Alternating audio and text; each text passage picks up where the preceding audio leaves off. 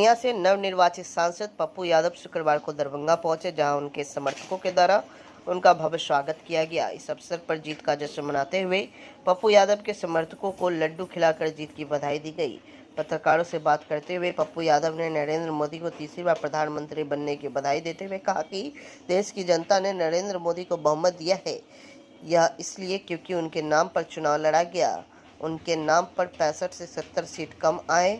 400 पार की बात तो छोड़िए, बहुमत भी नहीं मिली, वह अपनी सरकार भी नहीं बना पाए हैं। मिला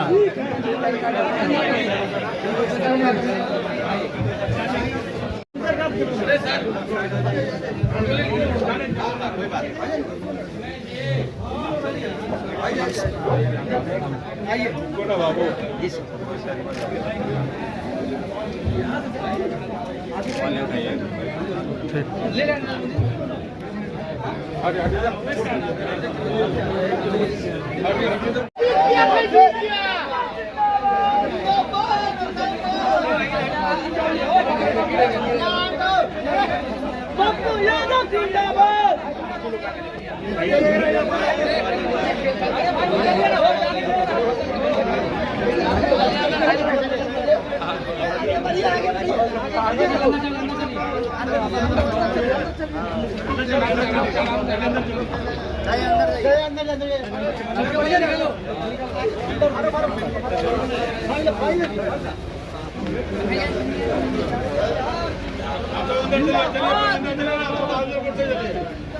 जिंदाबाद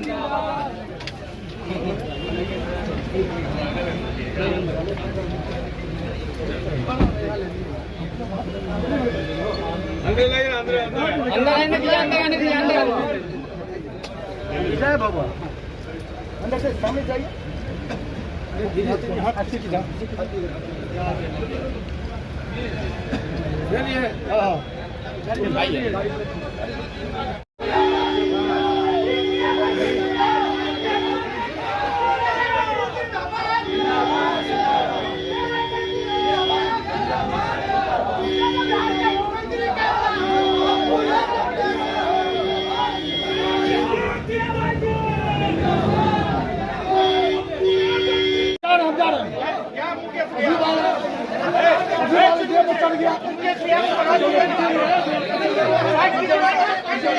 गैलरी हटाइए आप यहाँ से।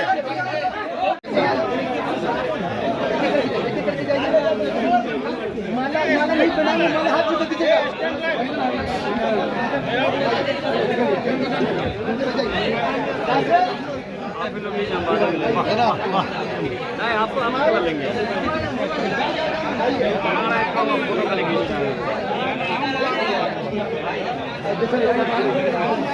कमर पे कुछ चढ़ गया नहीं पता क्या किधर साहब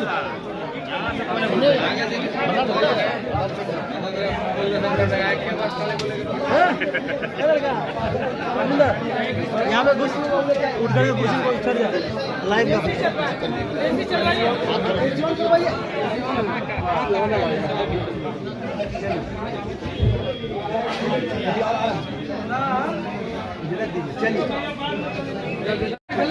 पीसी खा पी के पीसी हो रहा है। पीछे कर देना, पीछे रविंद्र को देना, रविंद्र को भैया पीछे दीजिए डब्बा।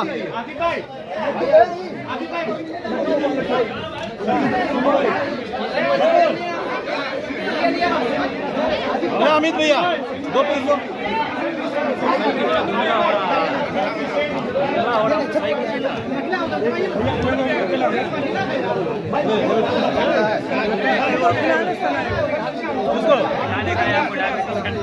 उसको दो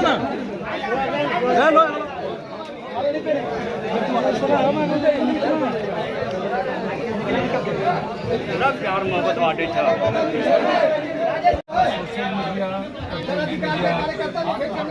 तो बहुत बधाई, मुबारकबाद।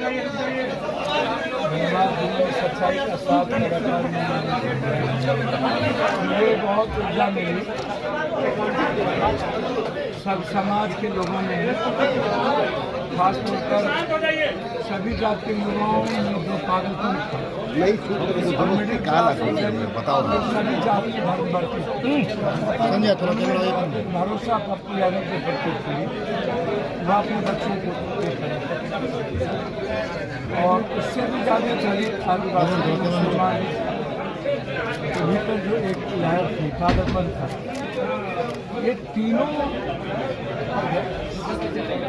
पॉलिटिकल 9 महीना पहले ही सड़क पर उतर चुके थे पप्पू यादव के अलावे कोई। फिर बाद में रोड पे जो ठेला रिक्शा टमटम परचून की दुकान छोटे छोटे काश्तकार ये लोग पागल फोटो खिंचाएगा तो फोटो तुम्हारा खिंचा जाएगा हर कीमत की। और झोला झोला लेकर के मैं ब्लेसिंग के लिए थैंक्स दूंगा बिहार को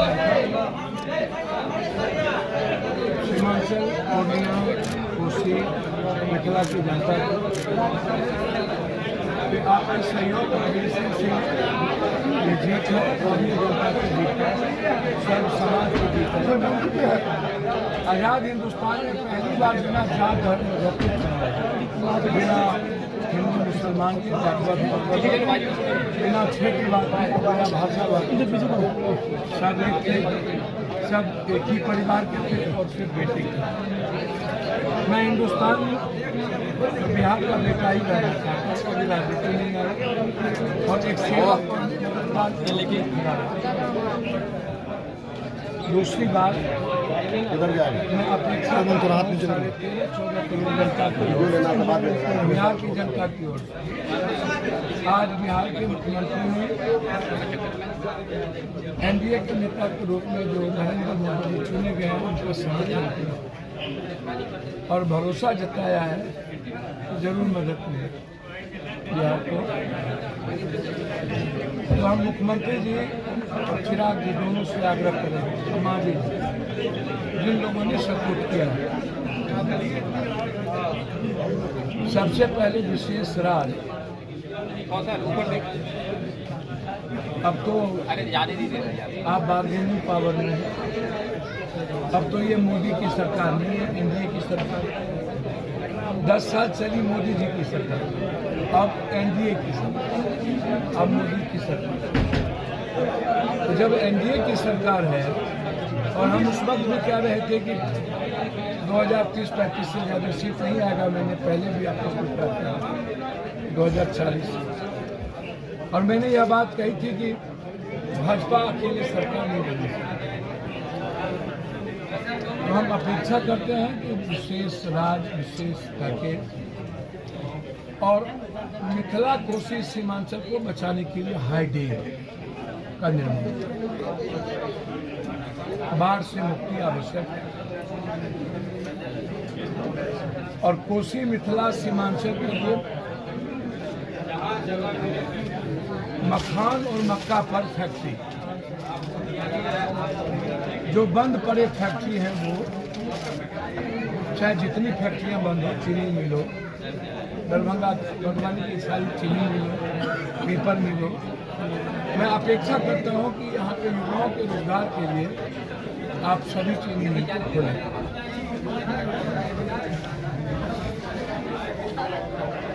जी आप पूर्णिया हाईकोर्ट बेंच उपराजधानी तो मेरा डिमांड है एयरपोर्ट हम उम्मीद करते हैं कि एनडीए की सरकार कोसी में सभी सीट मिली है अररिया सीट भी ले ली मधेपुरा भी सुपौल भी। तो जब आपको जनता ने वोट दिया है तो आप उस पर खड़े आप आज तक खड़े नहीं थे। आपका स्टैंड क्या होगा अब जैसे देश की जनता ने मैंडेट नहीं दिया आदरणीय नरेंद्र मोदी जी क्योंकि उनके नाम पे चुनाव लड़ा तो 65-70 सीट कम आए उनके नाम पर ठीक है तो मैंडेट नहीं था 400 पार की बातें तो छोड़िए अपनी सरकार भी बना नहीं पाया और मुझे लगता है कि ये चुनाव यह सरकार साल भर से ज़्यादा नहीं चला बहुत ज़्यादा मेरी जो समझ है, क्योंकि जो ये लोग गांधीयन थॉट के दोनों लोग हैं, चंद्रबाबू नायडू भी और नीतीश जी। और नीतीश जी कितने दिन चलेंगे? 2024 में विधानसभा का चुनाव, नीतीश जी ने भी ये बात कही, और हम कल से ही 2024 के विधानसभा के चुनाव 25 में नहीं होगा, 24 में, 24 नवंबर में चुनाव। देखिए, नीतीश जी ने भी ये बात कही कि चुनाव में नवंबर में ही करवाऊंगा, उनका ऐसा मानना है। और मुझे लगता है कि नीतीश कुमार जी नवंबर में चुनाव करवाना चाहेंगे। फिर से इसको चूकेंगे नहीं।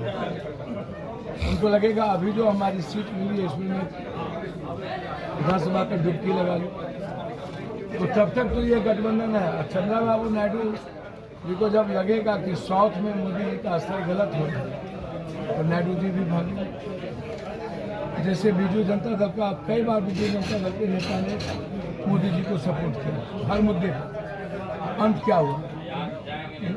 बीजेपी ने नाश कर दिया, तो बीजेपी नहीं छोड़ती। इसलिए मैं दूसरा और अंतिम बात, अखिल भारतीय विद्यार्थी परिषद दरभंगा इकाई के द्वारा प्रतिवर्ष गर्मी की छुट्टी में आयोजित हो रहे निःशुल्क प्रशिक्षण हेतु सृजना निखार शिविर अंतर्गत दूसरे दिन योग, mehndi, Mithila painting, beautician, spoken English, व्यक्तिगत विकास एवं नृत्य आदि विषयों का प्रशिक्षण दिया गया। दरभंगा समरणालय अवस्थित डॉक्टर भीमराव अम्बेडकर सभागार में जिलाधिकारी दरभंगा राजीव रोशन की अध्यक्षता में आपदा प्रबंधन के तहत संभावित बाढ़ से निपटने को लेकर समीक्षा बैठक आयोजित की गई। शुक्रवार को वही आयोजित इस बैठक में सभी संबंधित पदाधिकारी इत्यादि लोगों ने भाग लिया।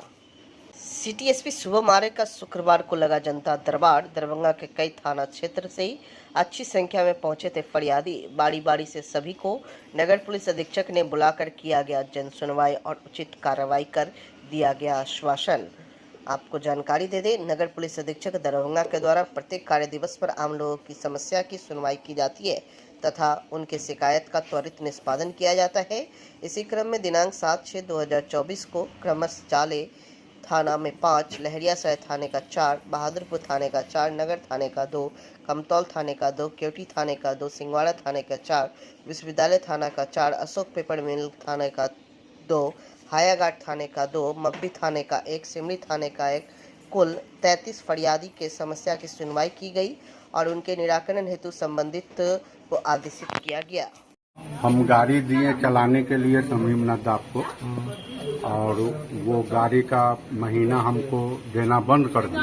अच्छा, आप जो गए थे मांगने के लिए, तो बोला कि आवेदन हम लिखा के थाना में दिए। थाना पर गाड़ी जहाँ चल रहा था वहाँ से लाया गया। अच्छा, और बड़ा बाबू ने उन्हीं को रिलीज गाड़ी कर दिया। कौन सा थाना का? गाड़ी ऑनर हम है, सिंगवाड़ा थाना का ये मामला है। कब दिए थे गाड़ी? गाड़ी 19 में दिए थे। अच्छा, क्या कह रहे हैं आप? तो गाड़ी अब गाड़ी मेरे पास दे दे भाई। क्या नाम होगा आपका? मोहम्मद जफर इमाम मंसूरी, थाना सिंगवाड़ा में जी, यही सिटी स्कूल के पास। अच्छा, क्या चाह रहे हैं आप? न्याय मिलना चाहिए। गाड़ी मेरा जो वो नहीं दे रहा है, बड़ा बाबू सिंगवाड़ा थाना एसपी के पास। किस लिए आए? उससे मेरे साला के एक्सीडेंट करके मर्डर करके एक्सीडेंट बना रहा है। करीब 1-1.5 महीना हो गया थाना में आवेदन दिए, वहाँ भी नहीं सुन रहा। एसपी के पास एक बार आवेदन दे गए, कोई इंक्वायरी नहीं हुआ। कब हुआ था घटना, कैसे क्या हुआ था? 10/4 के हुआ था। कौन सा साल? 2024। अच्छा, तो इसमें आप क्या चाह रहे हैं? हम न्याय चाह रहे हैं जी। न्याय के रूप में क्या चाह रहे हैं आप? जो दोषी है उसे पकड़ा जाए, उससे पूछताछ किया जाए, उसे सजा दिया जाए। किसी दोषी को जानते हैं आप? जी। अच्छा, कौन सा थाना क्षेत्र में घर हुआ आपका? कौती थाना। अच्छा, कैसे क्या हुआ और क्या इसमें मामला बताया जा रहा है? इसमें ले गया, उसे मार पीट के फेंक दिया, बोल रहा है एक्सीडेंट हो गया। अच्छा, थाने में जाके आप लोग दिए थे? हाँ दिए थे, कोई सुनवाई नहीं हो रहा। कौन सा थाना है? कौती थाना। क्या नाम हुआ आपका? अशोक कुमार। जमीन में टाइटिल कर दिया है, पार्टी केस कर रही है। न्यायालय में चल रहा है मामला। अच्छा, तो अभी किस लिए यहाँ घर का बना रहा है, अभी किस लिए आए हैं, कहाँ आए हैं, इसलिए यार है जो घर बना रहा है वो रुकेगा। कहाँ आए हैं अगर? यही आया है सिटी एसपी के पास। अच्छा, आवेदन देने। कौन सा थाना क्षेत्र का मामला है? सकतपुर थाना है। वहाँ कुछ मालूम नहीं करता, 16 साल से केस चल रहा है और घर बना रहा है, कोई देखो नहीं करता है। आप लोग चाह रहे हैं कि रोक लगे? हाँ, आपकी जमीन है? जब तक जी क्या नाम हुआ आपका? किसका? आपका नाम? अरुण यादव। क्या दिक्कत है? दिक्कत यही है कि जमीन नहीं दे रहा हम लोग को। अपना क्या? कोठा सोफा बना हुआ है। आप लोग उसमें हिस्सेदार हैं? हाँ, हिस्सेदार है। 3 भाई तो 3 भाई एक रंग में मिला। अच्छा, किस तरह का आप लोग का जो रिश्तेदारी है लोग से? कचेरा मचेरा हुआ इसी तरह का है। इससे इतना ही नहीं, हड़प लिया है जमीन। थाना पे गए थे? थाना पर भी गए, थाना पर भी गए तो उसका वहाँ से भी मार दिया। अभी कहाँ हैं आप? अभी यहाँ है। सिटी सिटी इंसाफ के लिए हैं। तो क्या चाह रहे हैं इंसाफ? इंसाफ चाहिए हम लोग को। मरार मुसलमान को मार पीट के सुता दिया, कमर का हड्डी तोड़ दिया, कपार फाड़ दिया।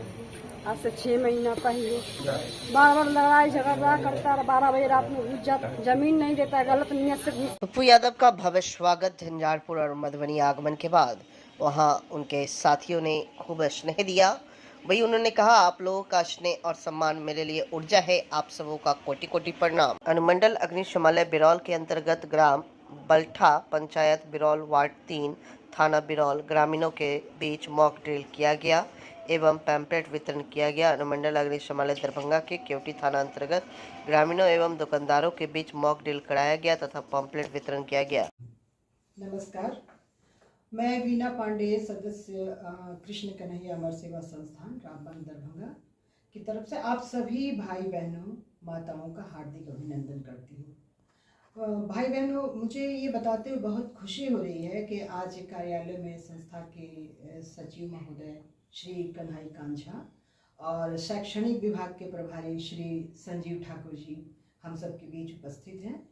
और मैं आपको ये बताना चाहती हूँ कि हमारी संस्था कृष्ण कन्हैया अमर सेवा संस्थान महिला सशक्तिकरण के अंतर्गत विभिन्न प्रकार के कार्यक्रमों का संचालन कर रही है। और हमारा एकमात्र लक्ष्य है आप माताओं बहनों को उच्च शिक्षा देकर उन्हें रोजगार के लिए प्रेरित करना, उन्हें स्वरोजगार का अवसर प्रदान करना और हर तरह से उन्हें आर्थिक सहायता प्रदान करना। भाई और बहनों, मैं बताना चाहती हूँ कि हमारी संस्था रोजगार के तहत विभिन्न प्रकार के कार्यक्रम का संचालन कर रही है। इसके तहत हम महिलाओं को रोजगार देने के लिए विभिन्न प्रकार के पहले प्रशिक्षण कार्यक्रम चला रहे हैं, गारमेंट उद्योग भी चला रहे हैं। प्रशिक्षण कार्यक्रम में हम महिलाओं को मिथिला पेंटिंग, मधुबनी पेंटिंग, सिक्की आर्ट, पेपर मैशिंग आर्ट और बहुत तरह के विभिन्न प्रकार के हस्तशिल्प कलाओं का प्रशिक्षण दे रहे हैं। उसके उपरांत हम उन्हें अपने यहाँ रोजगार भी देते हैं और उन्हें स्वरोजगार के लिए विभिन्न प्रकार के कुछ सीमित मात्रा में आर्थिक सहायता भी प्रदान करते हैं। नमस्कार, मैं संजीव ठाकुर, मैं मैनेजमेंट प्रोफेशनल हूँ। मैंने 27 इयर्स अब्रॉड काम किया, यूएई में मैंने काम किया है। और आज मैं nursing and paramedical education institution जो है Krishna Kanhaiya nursing and paramedical education institute, उसको मैं हेड कर रहा हूँ। उसका मैं एडमिनिस्ट्रेटिव पार्ट देख रहा हूँ। हमारी संस्थान में 8 तरह के कोर्सेज हैं जो कि हम लोगों ने एक वो प्लान किया कि जो कहीं भी अगर बाहर लोग पढ़ने के लिए जाते हैं तो यहाँ पे रहे और मिनिमम से मिनिमम पैसे में मिनिमम पैसे खर्च करके उनको पढ़ाई ये कराएंगे। जिसमें हम लोग 8 तरह के कोर्सेज अभी प्रेजेंटली रखे हुए हैं। BSc nursing, ANM, GNM, BMLT, bachelor in medical lab technology और DMLT, diploma in medical lab technology और डीओटीटी, ये है ऑपरेशन थिएटर टेक्नोलॉजी का। और DMU, diploma in medical ultrasonography और ईसीजी टेक्नोलॉजी, इस पे हम लोग काम कर रहे हैं। और हम लोग चाह रहे हैं कि जो मैक्सिमम लोगों को जॉब तो चाहिए, तो हम लोग जॉब प्रदान करेंगे। यहाँ से प्लेसमेंट हम लोग इमीडिएट दिलाएंगे। ये हम लोगों की वो है जो लोगों में बेरोजगारी दूर हो जाए। धन्यवाद। नमस्कार, मैं कन्हैया कांत झा, सचिव कृष्ण कन्हैया अमर सेवा संस्थान। मैं सर्वप्रथम आप सभी भाइयों, दोस्तों, माताओं एवं बहनों को प्रणाम करता हूं और सभी से निवेदन है कि मैं संस्थान में अनाथालय, आश्रम, विधवा आश्रम, वृद्धाश्रम बनवाकर जरूरतमंदों व्यक्तियों को सुविधा प्रदान करना चाहता हूं। मेरा उद्देश्य है, इसमें किसी भी प्रकार की सरकारी कोई योगदान सहायता नहीं मिल रहा है। आप सभी भाइयों, दोस्तों, माताओं और बहनों से मेरा निवेदन है कि इस उद्देश्य में सहयोग करने की कृपा करेंगे और संस्था पर आने की कृपा करेंगे। धन्यवाद।